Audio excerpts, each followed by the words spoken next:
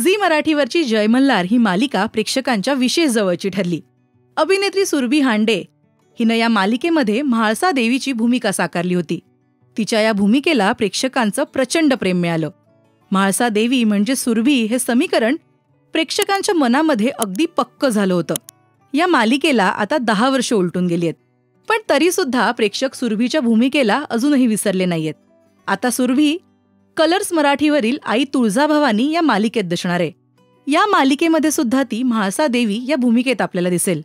आई तुळजाभवानी या मालिकेमध्ये आत्तापर्यंत आपण देवीचे विविध अवतार पाहिलेत, पण आता म्हाळसा देवीच्या भूमिकेमध्ये पुन्हा एकदा आपल्याला सुरभी बघायला मिळेल.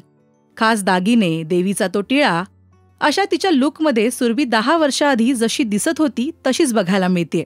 या मालिकेमध्ये आता आई तुळजाभवानीचं स्वागत आपल्याला म्हाळसा देवी करताना दिसतील आणि इथूनच या मालिकेच्या नव्या अध्यायाला सुद्धा सुरुवात होईल.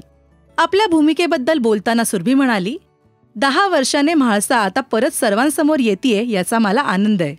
म्हाळसाला बघायला प्रेक्षकांना जसं आवडतं तसंच हे पात्र साकारायला सुद्धा मला आवडतं. म्हाळसा देवी ही व्यक्तिरेखा माझ्यासाठी नेहमीच खास होती. आता तुळजाभवानी या मालिकेच्या माध्यमातून मला म्हाळसाला न्याय देण्याची एक चांगली संधी मिळाली आहे. आई तुळजाभवानीसह म्हाळसा जेव्हा असुरांसोबत युद्ध करते असा सीन शूट करताना मला वाटत होतं की 2 स्त्री शक्ती कोणासोबत तरी लढतायत. पूजासोबत काम करताना खूप छान वाटलं, तिचंही कौतुक वाटलं. आई तुळजाभवानी मालिकेमध्ये म्हाळसा हे पात्र साकारण्याची संधी दिल्याबद्दल कलर्स मराठी आणि बहुरूपी प्रोडक्शनचे आभार. तर सुरभीला पुन्हा एकदा म्हाळसा देवी या व्यक्तिरेखेत बघायला तुम्ही किती उत्सुक आहात ते कमेंट करून नक्की सांगा. आणि आई तुळजाभवानी ही मालिका पाहायला विसरू नका.